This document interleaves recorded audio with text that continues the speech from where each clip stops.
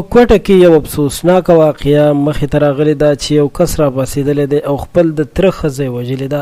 دا واقعه څنګه مخې ته راغلې، د تره د ښځې سره د څه تعلقاتو، د ویډیو تر اخره راسره پاتې شئ. قدرمنو دوستانو، دا واقعه چې په کوټه کې مخې ته راغلې ده، ویل کېږي چې دغه هلک د خپل د تره ښځې سره تعلقاتو او د دغه تعلق په بدل کې دغه ښځې ترېنه غوښتنه کړې وه چې زما بن ووژنه. یعنې د تره دوه ښځې وې او په دغه دوو ښځو کې د یوې ښځې سره تعلق و چې هغې سره به میلاوېدو له هم ورتلو، خو ظاهره خبره ده چې دوی د کور خلکو نو د ورسره هر قسم تعلق جوړ کړی و چې دغه تعلق ناروا هم و. او بیا دغه ښځې ورته ویلي دي چې زما دغه بله بن ووژنه.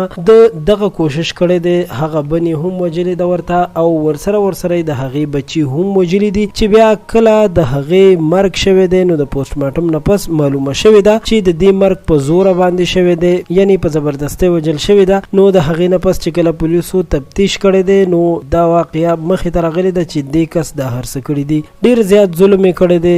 حکومت له پکار دی چې سخته سزا ورته ورکړي او داسې سزا ورکړي چې نور خلک ترېنه عبرت واخلي. دا یو تازه خبر چې تر تاسو مو در ورسو. ستاسو ډېره مننه کوم چې ویډیو مو راسره تر اخره وکتله.